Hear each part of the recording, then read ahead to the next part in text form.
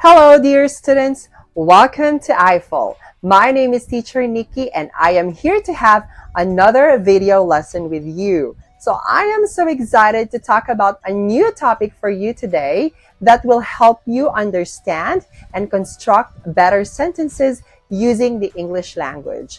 I know that these lessons will be very helpful for you to communicate using the English language that are grammatically correct and properly constructed, considering that we will be talking about some grammar topics. So I want you to concentrate on our lesson today, pay attention to our sample sentences, and please practice them very well even after the class. So let's go ahead and start our lesson. Let's go. For today's discussion, we are going to talk about the modal verbs. So, this will be the first part for this one. And later on, we will be talking about each example of modal verb and their usages. So, for now, let's have some introductions of the modal verbs. So, modal verbs show possibility, intent, ability, or necessity. So, common examples of modal verbs include can, should, and must, and many more. Because they are a type of auxiliary verb or helping verb, they are used alongside the infinitive form or the base form of the main verb of a sentence. Okay, so consider the difference between the two examples. I swim every Tuesday. I can swim every Tuesday. So the first sentence is a simple factual statement. So the speaker participates in swimming activity every week on Tuesday. So this is a habit. Now, the second example uses the modal verb can. Notice how the meaning changes slightly. The speaker does not necessarily swim every Tuesday. So they're saying that they are capable of swimming every Tuesday, or that the possibility exists for them to swim every Tuesday, and it is hypothetical. Okay, so there's difference when we use modal verb with them.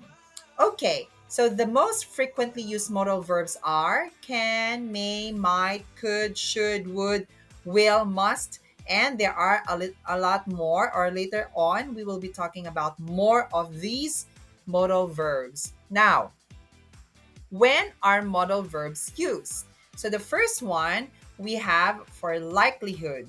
Some things seem likely to be true but can't be stated as definite facts. So it could be true, but we cannot be definite about them. So in these cases, you can use the modal verbs should and must to show probability without certainty. So we have the examples here: should and must. Her parents must be so proud.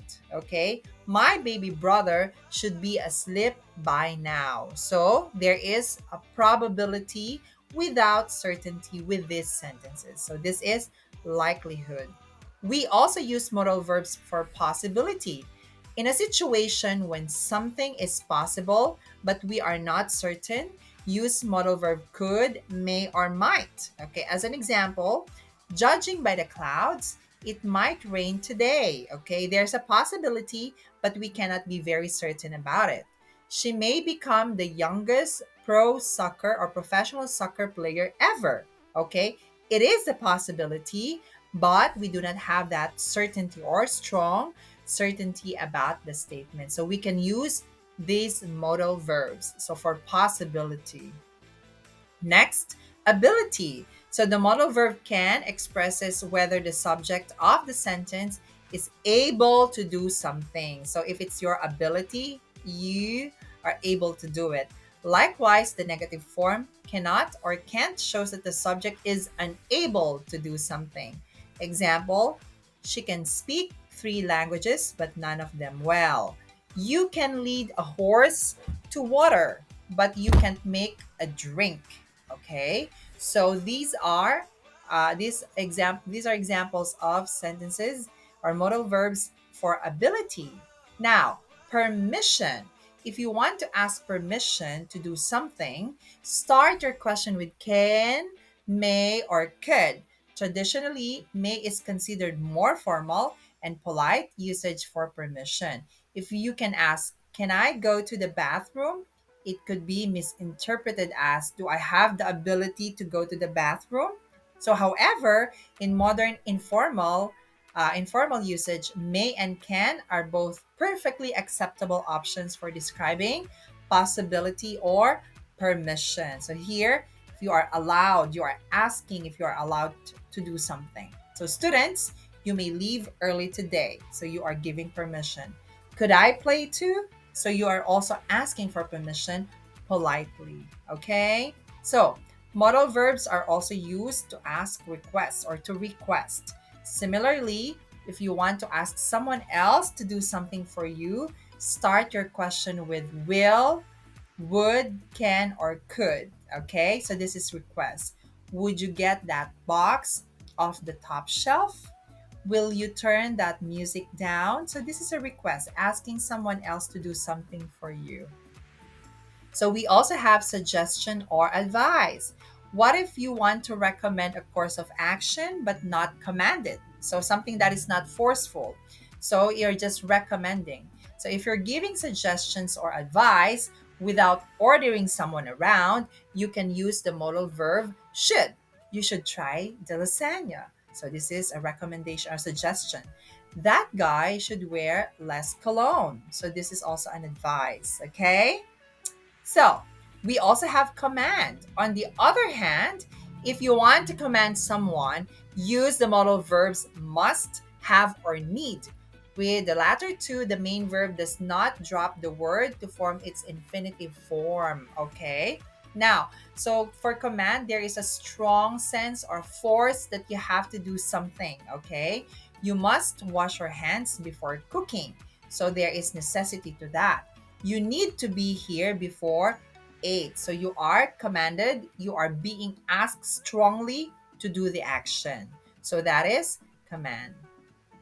Now, obligation or necessity. So modal verbs can express a necessary action such as an obligation, your duty, or a requirement. Likewise, the negative form expresses that an action is not necessary.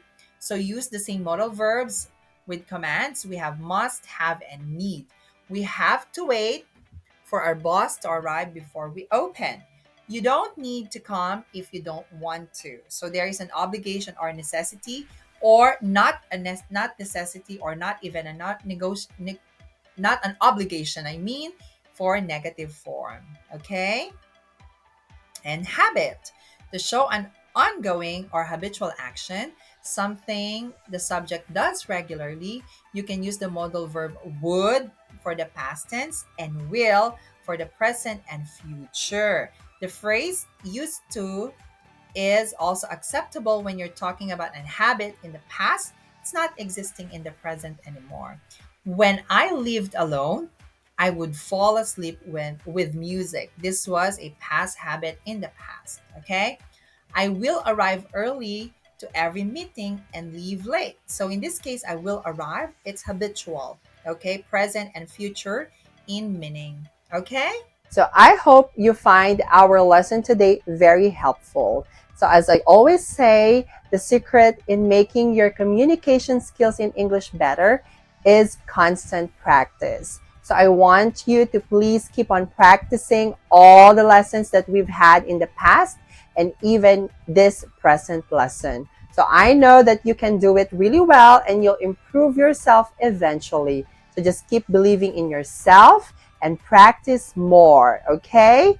Now, please stay tuned to our more lessons here in I-Fal, and please visit our website that I will flash on the next screen. I also encourage you to please subscribe to our classes because we have a lot of amazing teachers that will help you and guide you in improving your English skills. So once again, this is Teacher Nikki. So I'll just see you again on the next classes and video lessons that we're going to have. I know that we will have more amazing lessons in the future. So stay tuned and good luck. Study harder and I'll see you next time. Bye.